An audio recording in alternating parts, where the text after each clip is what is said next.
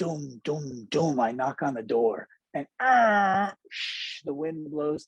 Out pops Joe Kubert's head. And he says, "What the heck are you doing here? Don't you?"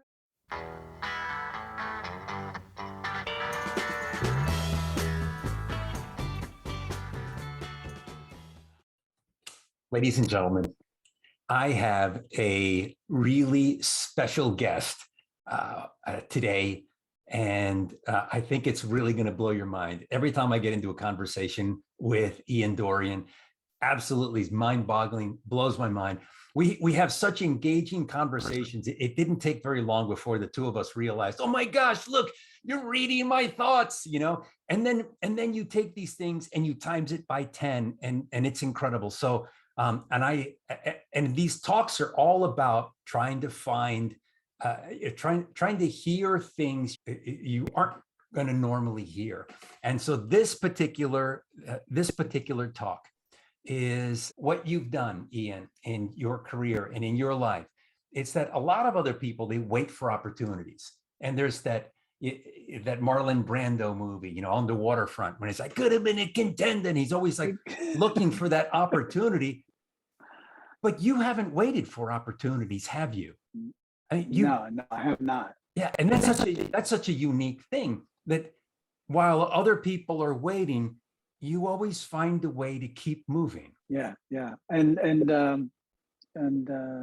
I don't know if it's learned.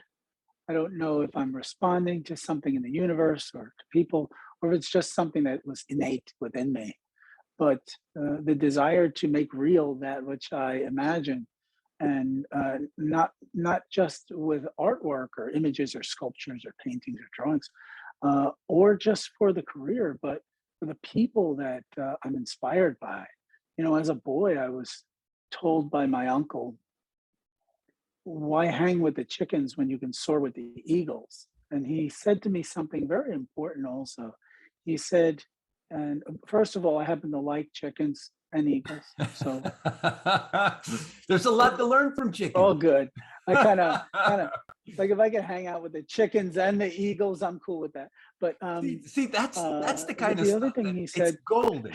Just that comment alone. If I could hang with the chickens and the eagles, like a lot of people think that it's got to be an either or. That's a life lesson right there. That I really do think some people are in this mindset. Oh, I'm just a chicken. I just hang out with chickens. And other people, I'm an eagle. I soar with eagles. And then there's other people, they want to aspire to be like the eagles. And then here's you're looking at the eagle and the chicken and say, I want to get to know both of them. That's cold. Well, the thing is, first of all, it's important to know that sometimes eagles, they don't soar as high as you might think at times. And they always have to, no matter how high they soar, they always have to land. Okay. They have to come back down. Second of all, chickens, they're unassuming, but they're very fast. They're very powerful. I mean, think about it. The greatest boxers and athletes in the world spend their time chasing them. I mean, no. And the thing is, like, you've got the cockfights with the roosters. I mean, they are very, very tough. Well, they're some of the closest things to the velociraptor. So I'll take that as a cue.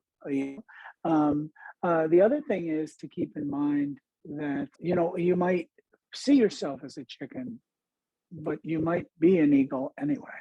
So, see, that's keep in mind that is so good. Keep in mind that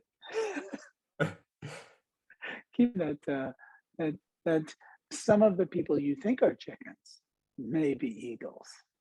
They just haven't found their cliff yet, or their to lift off from.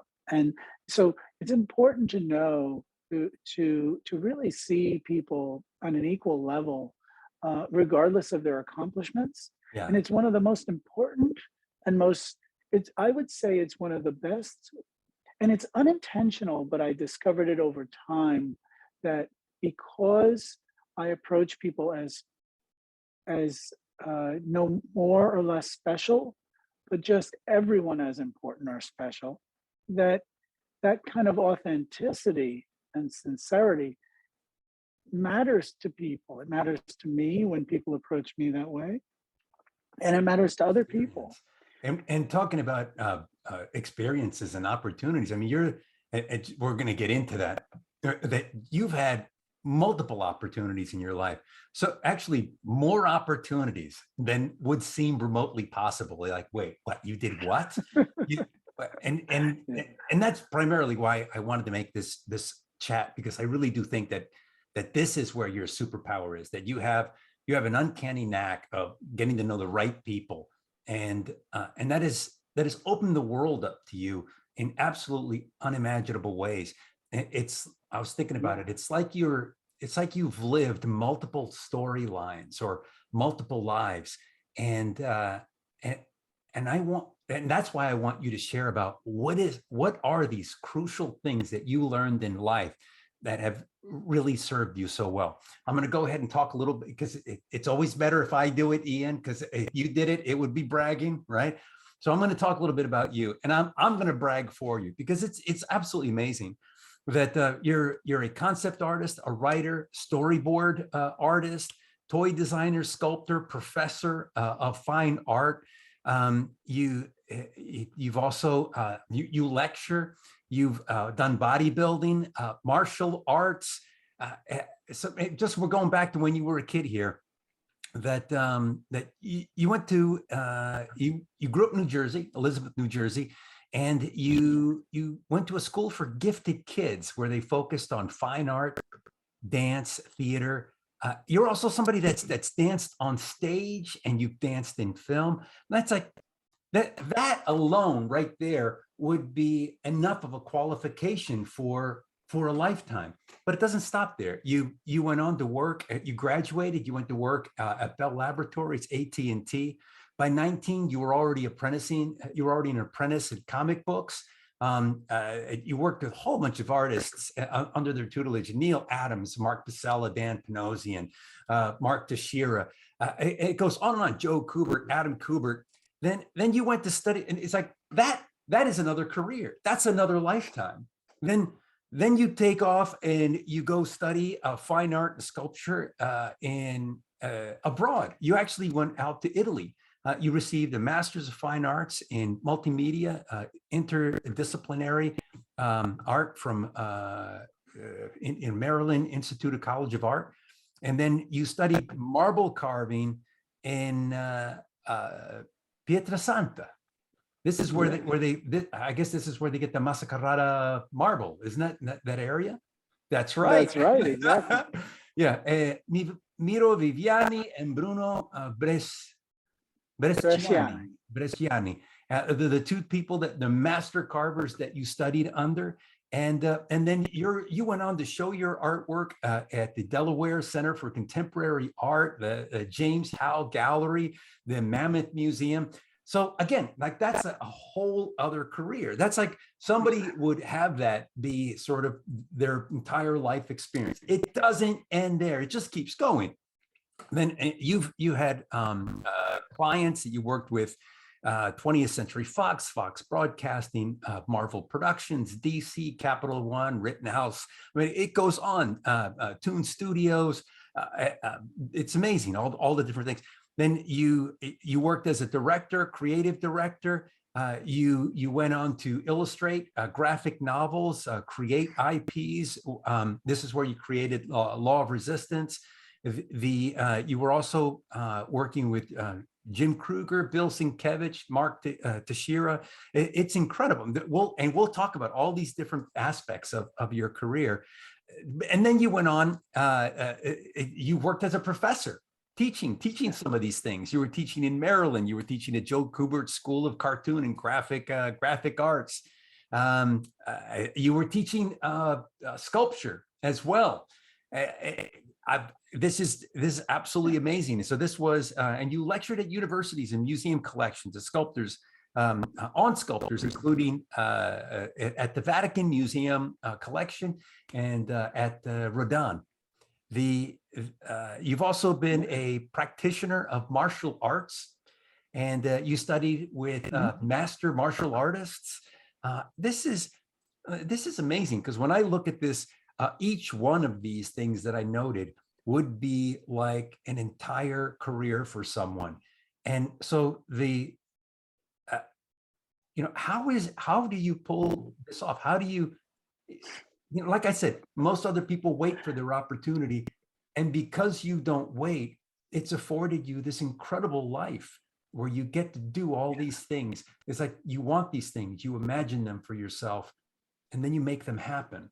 What's the secret? The secret is, even though you're afraid, you do it anyway. I think So a lot of young people right now, especially under COVID, that they're not getting these people skills. And so they're going to have a lot of trepidation about taking chances, about meeting other people, talking. I know with my daughter, she has a hard time like, oh, geez, I'd rather text them. I don't want to call on the phone. But you're the kind of guy that you'll pick up the phone, you'll call, you're talking with someone. Oh, is so-and-so in the other room? I'd like to meet them. And then you're there. You don't need, do you think about what it is that you want to say, or is the more important thing is just to get there? to be honest, I never think about what I want to say unless I'm trying to speak with someone for something very specific. More importantly, I think that when I reach out to people, I've already found some kind of, remember, I come from a point of view that everyone has something to teach me, that everyone has something to give or to share. And therefore, I'm always with an attentive ear to and interested in what I'm about to discover about them or what they're about to share with me. That being said, I love real experiences. I spend most of my time drawing or writing down fantasy experience, and I live not only in the fantasy but the reality. And all of my fantasy characters and stories come from people I've known, people I've met, conversations I've had. And there's something else. When I was a kid, I was fascinated by the idea. I saw a Jack Kirby and Stanley comic book. And in the comic book, two characters from different universes, the same person, meet each other and shake hands and disappear. Sort of like the anti-version of yourself, or the positive version, and you're the negative version of yourself. But each other. But this idea that two of you could exist simultaneously along a linear path or a parallel. What's interesting is I, I'm an identical twin, so I actually have a second person that most people think of as a second version of me. But to be honest, though his name is Guy Dorian Sr., he's also a creator in many ways. Incredible artist and inventive person. But I got this notion about living more than one life. And what would happen if I could live my life multiple times? What would happen if I lived through my life through someone else? Like Dead Man from the Neil Adams comic books and Carmine Infantino, Dead Man would enter into someone's body and then take on their life and their experience temporarily. And this fascinated me very early on. And the idea of this psychic rapport with other people that we saw from Chris Claremont and John Byrne's comics of the X-Men, or we saw it with Luke Skywalker being spoken to or reached by Ben Kenobi, And so these ideas of living through other people, living in other people, this made me fascinated to like delve into that experience 24/7 from the time I was a very young boy. And this is probably why you were attuned to the fact that it's like I've lived 5 or 7 lives, because how would Michelangelo say it? Well, I can't afford holidays. So very committed to constantly learning, constantly being curious. That is one thing. If there's any that is beneficial to a person out there, I would say never lose your curiosity, and always put yourself in a place where you're just a little uncomfortable. because you won't stay that uncomfortable for very long. And that becomes habitual, but in a good way. It allows you to break walls down. And building communication with people is more like, rather than in this case, apart from yourself breaking down walls, but with other people, it's more like opening doors. And so it's not a violent act of aggression. We don't, we come to people with an open sensibility. We recognize their presence. We acknowledge their presence and achievements. We learn from them and give them the ability to express and share that with you. And then you're now living in their shoes, experiencing their world, and they're more open to you. And connecting on a very natural human level is not something we should ever let go of, Yeah, because our although humanity. technology has been incredible, yeah, although technology is extremely helpful, it is simply a tool, but it does not replace our connections. You know, body language, intonation of voice, um, the way we communicate. Most of communication is physical. We know this if we're animators. We know this if we're comic illustrators or artists. Human communication is by far much greater through the body than through the word. So certainly the eye and the hands and the gesture of the body, the shoulders. So when you are with someone and being open with someone, there are ways to show them that it's okay to talk with you and make them feel important. Because when someone feels special and important, because each person deserves that anyway, um, then they feel safe and comfortable to open up to you. And in many ways, they start to find you support. And they don't need to know very much about you or anything about you. I met Noah Klochik from Pixar. I I met John Navarez. Yeah. Well, I just speaking like And so when you met me, the interesting thing is that you reached out to me via I think it was email or one of the blogs or something, but you reached out to me. So it was electronic communication at the beginning. And you said that you wanted to come by and you wanted to meet me. And I'm like, yeah, sure. But there's a lot of people that reach out and say that they want to meet me. I'm like, sure, yeah, I'm up for it. Let me know when you're in town. I don't know, it was like maybe 2 weeks later, there you were standing in my office. And I was so yes, impressed with that because you said it. And then 2 weeks later, you made it happen and you were standing in my office. It was amazing. And that's unique to experiences that I've had with other people, or sometimes I'll be corresponding with them via email or a telephone or something like that. And it'll take years before we come together, but you didn't wait. There it was. 2 weeks no. later, you were in my office. It was uncanny. Well, I'll tell you what I did. I lived on the other side Yeah, you live of on the the East country, Coast. and I I did, yeah. And I wanted to. I knew I wanted to be on the West Coast, but before I came to the West Coast, I wanted it to be something I was going to be happy with. You know, going after a career is one thing, but going after a lifestyle is another. And one should know that if the career comes with a lifestyle, you should fit into that lifestyle because it will be your life. That is, that's another one of those like little Um, golden moments. That is amazing because I don't think people think about that. They think about the career, but they don't think about the impact it's going to have on their lifestyle. And yes, you're talking about the two have to have that simpatico. I mean, they have to be you have to, they're different facets of the same thing, and you have to be okay with both of them. yeah. So I came out, and but luckily I had met through friends and friends, always reaching out to people, always online, any way I can. But I never wanted to reach out to people in a way that wasn't authentic. If I sincerely love their work, I would try to find videos of them, listen to them talk, see if there was, if I had an experience, something special about them, or they said something profound or something touched me, and I felt a real connection.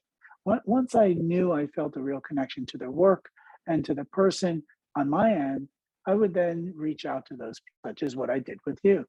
And then whether I had the money or not, uh, bought a ticket, came out. I have a very good, very close friend, Stefan, and you know him very well. To come to California, I took it. No one invited me there. I wasn't offered a job. I reimbursed, and believe you me, I was not earning a big income. We can take vacations and take opportunities. And I choose the latter. I choose the opportunities. If you need to have a very fancy car, you have less money. And if you need a much bigger house, you probably have less money available to take the extra 500 or 300 and buy a ticket in a hotel room for a few days and travel to the other side of the country. But if you think about it, really, you realize that making those connections are imperative, not just to get a job, but to find that you sincerely fit into a specific world, Yeah. because When you met, there's a culture there. yeah, when you came and you met with us, you didn't come with your hand out looking for a job, or even like, oh, take a look at my portfolio. It was none of that. It was just you wanted to meet me, and that was I thought that was so refreshing.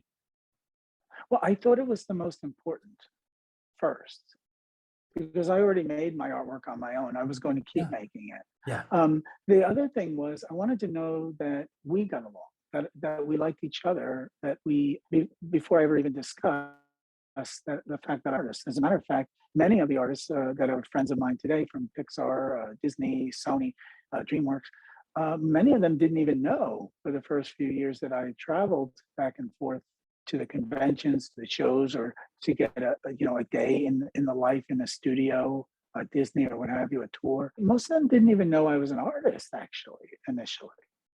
And if I really loved the work, I even maybe bought a piece, or just told them how much I loved their work. One such instance was Armand Baltazar. Armand is if people don't already know, an incredible concept artist and the creator and writer of Timeless, a fantastic novel. Armand is also one of the best people anyone will ever meet, incredibly gracious and kind. He's been in every studio, and he before he wrote his book on to do many of his own things and develop and write Timeless, he had done a very long time over at Pixar. I remember introducing myself to Armand at a show, and I said, "Hello, pleasure to meet you. I really have loved your work for a long time. I don't know if you remember, I shook your hand once at another show a year or 2 years ago. Pleasure to meet you. I'm Ian Dorian." And he said, and I quote, "Oh, Ian, I've been following your work for years." I said, "What? Are you serious?" It turns out Armand is, I'm a big fan of the animators and the concept artists and so forth, and I have been for decades. Meanwhile, Armand is a big fan of comic book artists. And so, unbeknownst to me, he was very familiar with me.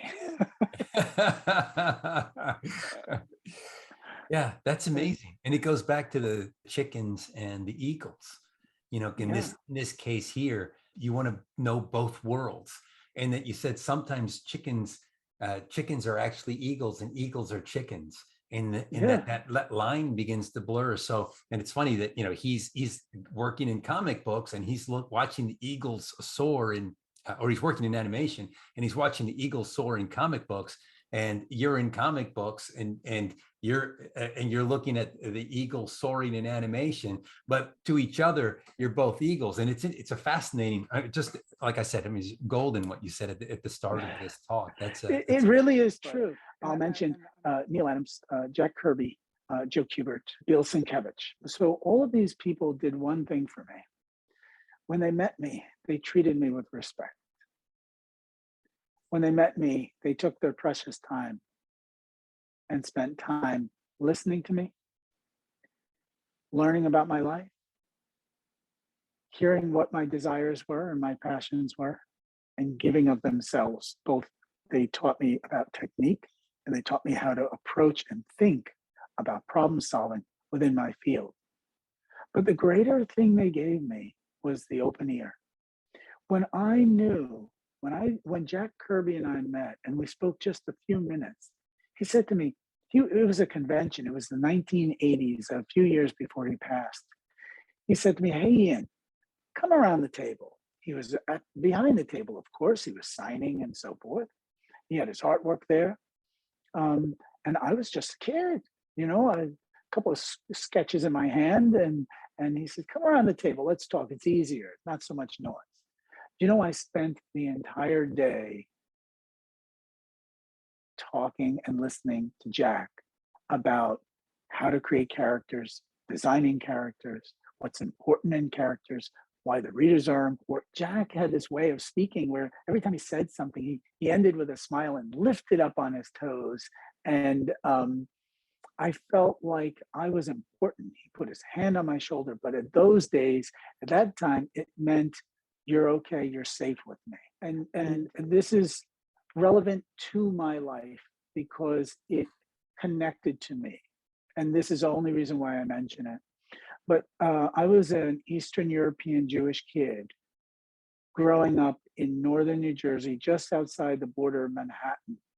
And here I come to discover that out of the small little area in New York City near Delancey Street is these Eastern European immigrants, Jewish immigrants, creating these things called comic book, and these characters like Batman and Superman and Captain America and the X-Men and the Fantastic Four. And I can't believe it because what I discovered was that these great comic book artists creating all these amazing superheroes and all these wonderful stories that were like its own modern mythology was coming out of the Eastern European transplants, Jews living in my area. And so I said, I must meet them. And that became my journey. And I have to tell you, was that the first time that you thought, where it clicked in your head, I have to reach out, I have to meet? I don't know what I'm going to say, but I have to reach out. My friend, I have to say, I never thought about it until you asked that question. Never in my life. And you know what? Yes, that is why. That was the impetus. And by the way, I first discovered comic books at my local barber shop. Oh, it was the place to be. Yes. And the barber, he kept a bunch of comic books on the rack. And the first book I picked up was George Perez. It was Avengers. The interior was drawn by George Perez, the great inspiration. Yeah, and that's the cover was by Jack Kirby. Oh yeah. Oh, I've met virtually everyone in the industry, and what a gift it is. I mean, Jack Kirby taught me about thinking, and a lot of the things that he taught me I didn't exactly understand. And then 25 years later, I'm teaching at the Joe Kubert School, and I'm in Joe Kubert's studio after teaching some lectures on advanced anatomy and so forth. And I'm in his studio with him as we would meet every week. We'd have lunch every Wednesday with Hy Eisman and Erwin Hazen, and then two great cartoonists. And then Joe and I'd knock on Joe's door and he'd say, "Hey, Ian, come on in." And I remember sharing with him some thoughts that Jack Kirby had shared with me when I was a young kid. And he then went and reiterated, but in different ways. And now I'm older and I'm different, and Joe gives it to me in a different way. And all of a sudden, bing, now I understand some of the things that Jack said years before. And, it was the kindness that these people showed me and the welcoming openness. When I met, Joe Kubert offered me a scholarship. I was supposed to have an interview with him. I was supposed to, here's the thing about meeting people. I set up an interview to meet with Joe. And at that time, this was 1987, I believe. Yes, 1987. So at that time, you would go in to do your interview, but I think you would meet directly with Joe. All I know is that I did. So I made an interview, and wouldn't you know, I canceled the interview. I didn't go and do because I had considered becoming a student at the Kubert School. I canceled it. The second time came around, and we were rescheduled, but there was a huge snowstorm, huge on the East Coast. Normally, it would take me about maybe an hour to get to Dover, New Jersey, or in 10 minutes. Wouldn't you know, because of the snowstorm, it took me I'd say about 4 hours to get there. Because I was driving about 15 to 20 miles an hour for 4 hours. You do the math. I get there. It's storming. There's wind blowing. You could hear it. You could feel it, pushing on you. And doom, doom, doom. I knock on the door, and the wind blows. Out pops Joe Kubert's head. And he says, "What the heck are you doing here? Don't you realize there's a storm out here?" And I said, "But Mr. Kubert, I wasn't going to cancel on Joe Kubert twice in one lifetime." He says, "Get in here, kid." So wouldn't you know, the building is empty because it's a snowstorm. Yeah. So hearing the windows shake and the wind outside, Joe and Kubert and I sit in a room all alone for about 2 hours. And we talk about our lives. We talk about image making. We talk about why we love comics. I show him some of my drawings. And he asked me just simple questions about who I am. And he comments on my work, and I just, appreciate his kind words. I go home. He invites me to come to the school on a full scholarship for the first and second year, and also offering me housing. Now, that's incredibly rare. Now, there's 3 years to the school. He said we would discuss the third year when that came about. And finally, I kept saying, I'm not certain I could even do it. I don't know because I need a job. I lived on my own since I was around 17, 16 and a half. So I really, really had to work when I went to school. Yeah. And the workload is intense. The workload is incredibly intense. You're going to work at least 40 to 70 to 90 or 100 hours a week just on your artwork. It's all trial by fire. You are in it to do the work. That is how you grow. That is how you get better. There is no magic. There's no magic solution, no magic answer. It's just doing the work. As my friend Rex Morales, who also took me in, and I assisted him at a time, he said to me, "It's all about the heavy lifting, Ian." And so keep that in mind, the heavy lifting. It comes to you. So Joe's wife ended up calling me. And I said, "Well, hello, it's a pleasure to talk with you." She said, "Do you realize Joe Kubert does not offer these kinds of things? He's offering it to you." Do you know, I didn't go. And for various reasons that had to do with my youth, my fear, my uncertainty of things, and the fact that I wasn't certain I could even survive if I went financially, even though such a wonderful offer had been given to me. Around that same time, I was offered the option to apply for and get into Cooper Union in New York City. But there was just no way I could, even if the school is free if you get in, even if I got in, even if I went, it wouldn't have been possible for me to afford my life. I couldn't have eaten, or I had no money. I didn't have parents, so everything was on me. Even though I was willing to go out there and get it, I was almost there, but I just couldn't make it happen totally, all the way. No worries, no fears. I am a comic book artist today. I do work. I did end up, not only did I end up being at the Joe Kubert School, but I had the profound and important gift of being returning not as a student, but as an instructor. Now, and I Joe have a offered it. question. In regards to, you said that you were fearful. Given an opportunity to go back to that moment, would you have done it differently? Oh yes, I would have gone. Did did that also? I think to try fail is way greater than not trying. Yeah, I was going to say, did that have an impact on you later on? Because it seems to me, honestly, from this is my vantage point, you seem to be somebody who is very fearless. That you manage to take all these chances in life. That you manage to you can't do all the things that you've done in life without taking chances. And you're that kind of guy that takes chances. And so I'm wondering, where did this fearlessness come in? Because at that point, there was fear and trepidation. When did that go away? When did you finally realize that? Were you able to conquer this fear? This Doesn't is mean the that you don't secret. have it, but that you were able to Yeah. get a grasp on it. Well, that's the thing. That's probably about 15 years ago.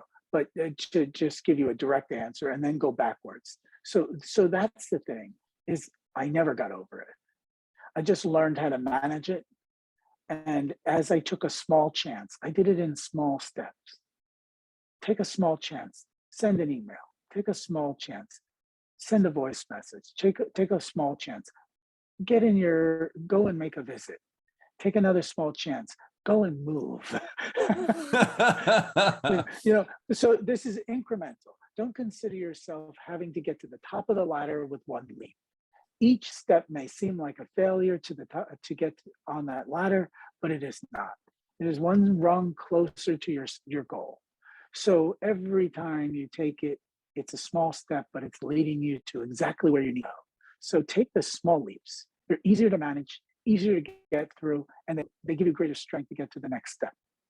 Um, Before you know it, you've reached the top and you didn't even realize. So it's increments, small steps. So that's the magic secret. It's no different than that risk when you're afraid to put your toe into the water because you're not sure if it's cold or not. Yeah. And you know what? It is cold when you put your toe into it. But once you put your foot in and you've been in it for a few seconds, it feels normal. Yeah, So because you're right. that's, When we put our toe in the water, it we're not testing whether or not it's cold. It usually is cold, but we're gauging um, how to prepare ourselves for yes, it's even when that we jump in. moment right before. Yeah. So Yeah, it's taking that, this leap is a very small step before when the toe is just above the water. That's the most, that's where all the energy is. That's where all the fear is. That's where all the doubt is. And it creeps in. And that's when you have to just make that little small step I mentioned, that little small movement. And then all of a sudden it becomes part of your environment. It's very natural. You might even start swimming and so forth. And this is how it works. So you never have to be that person to make the giant leap. The giant leap can come in small steps, but you need to keep stepping. That's the important part. You need to keep going. I tell people I live with lots of fear myself, and it can restrict me many times. But with the help of the people who inspire me, the help of loved ones, friends like yourself, and people at home for me, I can get past those things. And if I can do that, other people can do that. yes. And just I got another question for you. You have such a knack for finding the right people that you need in your life. Like you have a way of getting to those people that it's sort of like you find the people that you need in life at that point in your life. You're reaching out, and these things are happening. In regards to your wife, your lovely wife, Linda, how did you find her? What was when you met her? There had to be something you thought, oh my gosh, I think I just found the right person. But I would imagine with all the countless people that you meet and that you have met, there was something about that relationship. How did you know that was right? First of all, it comes down to sure, there's a physical element. You find someone you're just attractive visually, but there's so much more to that. As you can tell already by the person that I am, very interested to know other people. I knew there were a few things that I really admired about people. Um, One thing was their openness. One thing was their talent. Another thing is the way they communicate or don't. Another thing is their commitment to something that's important to them. I admire people who are committed to things. So all of those aspects I found fascinating in this one person, and that's how it happened. Because I would imagine she has to be very It patient was with at you because you have uh, y- y- it's like she's not only are you having multiple lives or living these multiple storylines, but she's also coming along on these storylines. She's also coming along on these lives. well, when you meet somebody, you need two things. You need them to understand and identify what are important to you, but you also need them to ground you or be your even opposite in many ways, so that you can be mutually your relationship can be mutually advantageous. And you don't always have to understand each other 100%, but you have to be interested enough in that person to want to keep learning from them and experiencing life with them and through them. And if you can do that, all the other stuff comes together. It all makes sense. And when you know. And I know that seems like a cop out, but anyone who's existed knows exactly what I'm talking about. And the key thing to think about is that you don't always have to be the strong one. You can be the weak one, and then sometimes you will be the strong one. So allowing yourself to be helped, and allowing yourself to help, and allowing yourself to be inspired, and then inspiring that partner, that will help you through your entire life. And if you wake up in the morning and you think, what can I do for the person that I'm with? And if that person wakes up in the morning thinking, what can they do for you? Well, then you want for nothing. You have a very good working relationship. And I would urge people to always wake up, whether it's a friendship, a family member, or a loved one or spouse. Wake up in the morning, think about what can you do for that person, even as a small gesture. And if you're with the right person is not defined by many other things other than simple things like, do they want to see what they can do for you when you wake up? Just those simple things, and taking those little moments for each other really starts the day off right. And in that case, starts the month off right, and starts Yeah. the year off right, and starts the decades off right, and the lifetime off in the right direction. And keep that. The simple thing. I'm not telling you what to do for the person, but I'm telling you with the intent to help to do what you can for the In this person. person's life. And And that's and you're making that connection, like picking up the phone, talking to a friend, or doing something special for the person that you love. And it goes back.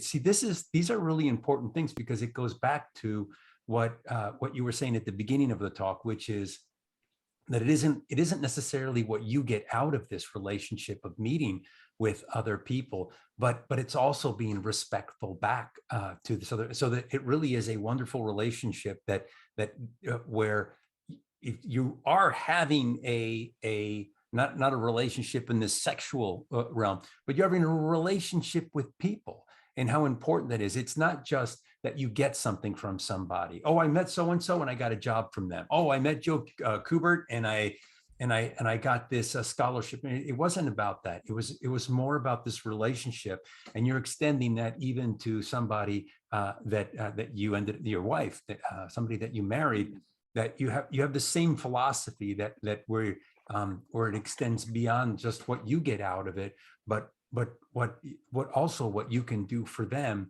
and then build that relationship. So it really is. It's a different way than a lot of. I think sometimes people have a way that they perceive the world, and it's about what somebody can do for you. And your philosophy is very different, and as a result of that, it has completely opened up the world to you. Yeah, and I want to also be clear that just because some people are not open doesn't mean that they don't want you to communicate with That's them. profound. Yeah. I had a lot of people who were, yeah, I met a lot of people who were somewhat standoffish and hard to communicate with, but I met with them uh, again and again. I wrote to them, Not everybody feels safe and comfortable communicating right away with people they may have just met, or even people that they know casually. And they may not feel they have the bandwidth or the energy, may even maybe take away energy from people to meet Yeah. you and Or they could be, because they may they not could have be that. a rough spot also. Like, we don't know. That was one of the things my dad taught me, is that you don't know where you're catching somebody in their life. That the life Correct. is full of highs Absolutely. and lows, ups and downs. And it's the same person, but you don't know at what part of their life you're actually catching them. And you have to be cognizant of that. And Absolutely. also Give generous.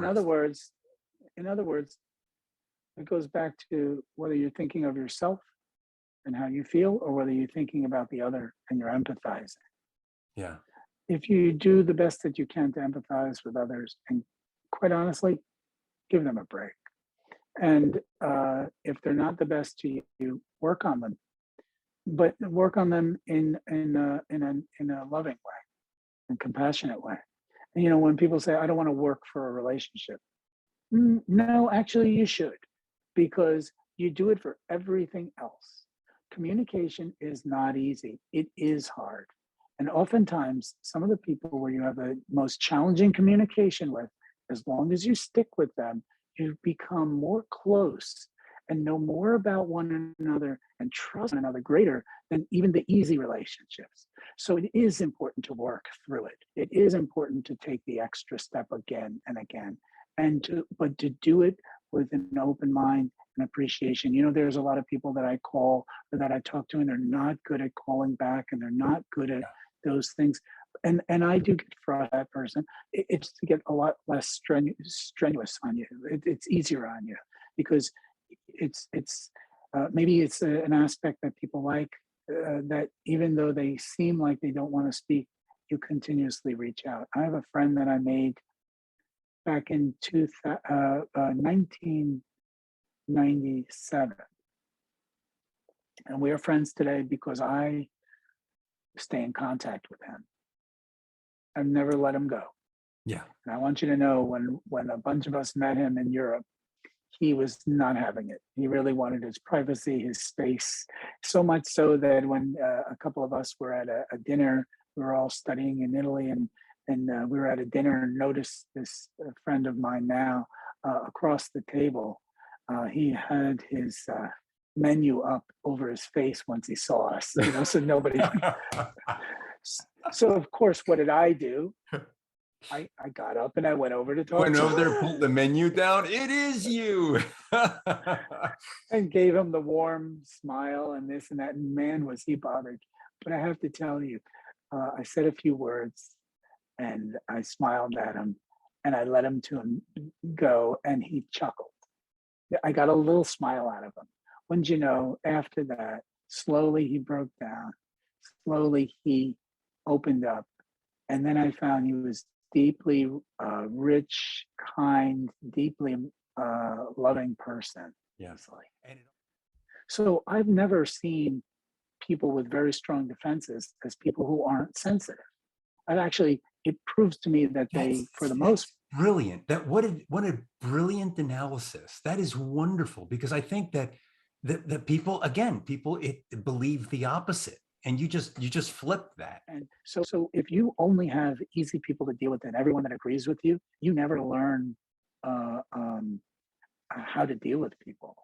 You never know how to get past that. So again, going back to, yeah, you are a self and you need to protect yourself, but at the same time, allow the other people to have some latitude, because you'll find that they don't need to necessarily be an enemy. And in my stories, I like to make bad guys, or quote unquote bad people, uh, who believe they're not bad. Yeah. No one believes they're on the wrong side. Everyone believes they're on the exact right side of the story. And in my book, in the end of my book, if you buy the book, you can buy it online, Law of Resistance. If you buy the graphic novel, in the end, I had an opportunity for an author's note page. And I discovered one thing that came clear to me. And this is common for every kind of anyone who wants to be an animator, a filmmaker, a graphic novel artist, or entertainer in any way. Um, I discovered that every person is both the hero and the victim in their own story. You cannot be a hero Hero, unless victim, and sometimes villain. You know, that that's right. sometimes we do things we regret. You know, sometimes we do things that We sometimes, all do. yeah, We all do. we wish we could take back. You know, and Yes. And someone, it's like the moments you were saying that your father told you. You know, you might catch someone at the worst moment of their life, and or the worst moment of that week, or that hour, that day, or that minute. And well, again, you can retaliate, or you can inspire. yeah, yeah. This is And this is so profound. You know, just mm, you know, getting into not only characters, but then relating that to your life, and that you can't write these things if you didn't experience them. You mm, can't begin to solve them if you don't solve them in real life. And that sometimes people will create, and in the movies you can see them, characters that have become much more artificial. And then every now and then you'll see somebody, a writer, that writes a character, let's say like a Walter White character in Breaking Bad. mhm, You know, that mhm. you have a character that who does all the wrong things, but he does them for all the right reasons. Now, does the author know about this drug world and drug running and cartels? I don't know. Maybe they do, maybe they don't. That isn't the point, because the show is more about human nature than it is about the subject of drugs. And that's where you when and that's why we watch these shows. It's not because we're interested Yeah, in cooking meth in a motorhome, right, right? We're interested right. in these things because we see ourselves, we see our relationships. Where sometimes it could be with our mother, or with our father, or with our brother, or with a friend that we had a falling out with, and that sometimes we thought we were right and we were wrong, but we only see that in hindsight. Or sometimes the same thing is like, you know, somebody was wrong and we were right and we can't forgive them. And there's such complexity there. And what I love about what you're saying is that have that allowance, that, you know, to like to reach through and break through that, and then have that allowance, and then it makes you a better person. And from that, you can write from that. That actually it helps with the creative process. But that's not why you do it. You do It's it. necessary. No, yeah. That's unbelievable. Yeah. Because I think that most people see it the other way around. That's why I wanted to have you and to do this talk. But I think that this has Okay. been really wonderful, because you have a different way of thinking. Despite being an artist, you actually have a different way of thinking. And as a result of that, that it could be very useful to other people when they're listening to this video, to see like, oh my gosh, I've been thinking about some of these things all wrong, and help turn that around. Because what I'd love to see young people start to actualize their lives, you know, grab their lives by you know, the horns, Yeah. and really understand that, and just to give up on that fear and allow themselves to really, you know, come into fruition, to allow themselves to reach out to other people, to allow themselves to be open-minded enough to learn from even people that they disagree with. And I think that that's what you've been able to do in your life and in your career. And I want to thank you so much for this time. Do you have something that you'd like to share? Maybe some if people want to see your artwork and they want to learn about your comic books or something. Do you have? We talked about like maybe having something handy. Do you have that? Well, I have this book here. This is Law of Resistance. And this is And all this about your is, artwork, right? yeah, Beautiful yeah. artwork. It's Oh my my God. pencils, and there's many great talents that came in with me on two issues. Mark Texiera came in and worked on the pencils with me, and inkers and embellishers are people like Bill Sienkiewicz, Joe Weems. The colorist is Dean White, Ross Campbell, even Matt Banning came on. Yeah, that's stunning. That is just absolutely stunning artwork. Yeah. And I'll And thank you so much. there's the And law of the resistance. And what are some of the titles?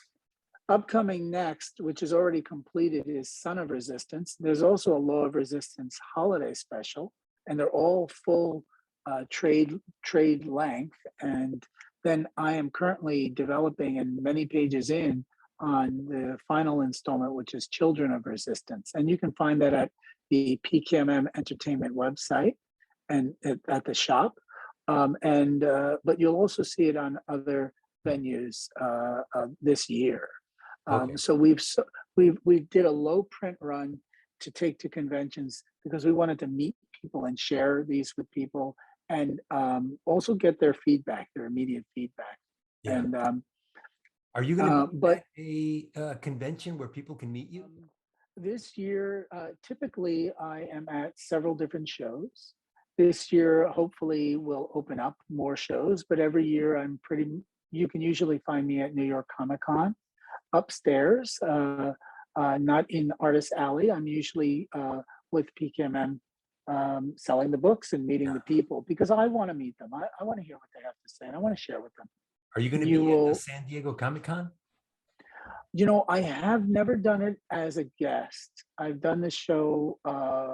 You will, if I'll say you'll see me at San Diego Comic Con if my friends, fellow artists and buddies from like yourself and other artists from Pixar, Disney, what have you, our comic guys are gonna, and people and so forth, show up. Then I'll be there because that's our chance to see each other. A Yeah. lot of us live it all around the world, and so you can bet your bottom dollar if it's running and it's happening, I'm there. You just have to find a guy that looks like me and not my twin brother, but the guy, or find him and maybe you'll find me. But yeah, you'll find me there. You'll also see me usually at a show. Could be in Virginia or another location, signing at the Free Comic Day. And I do a few other shows throughout the year. I'm sure if I'm invited, I'm happy to go. But I'm on Instagram, and it's just Ian Dorian on Instagram. I'm on Facebook. I keep a bit of So a if low somebody wanted to reach profile. out to you, would they just follow, like direct message you either through Instagram or Facebook? That would be the best way. I would say Instagram right now is Okay. the bigger one. I'll But go ahead and make just sure to include the links in the video so that somebody wants to reach out to you, somebody wants to see more of your work, or again, like we're talking about reaching out, and I'm assuming that the people are going to be reaching out to you. Well, there's also Ian Dorian storyteller.com. On that note, I'm there. You can reach out to me and follow me if you'd like. All right, terrific. Thank you so much for your time, Ian. Thank you. It's funny because I still have a bunch of other questions I still like to ask. We're just going to have to save it for another video. I can't thank you enough for your time and your generosity. We'll see you soon. All right. Thank you for the kindness and the love. Take care, my brother, and take care of everyone out there. All right. We'll see you. Take care. Bye-bye. Bye-bye.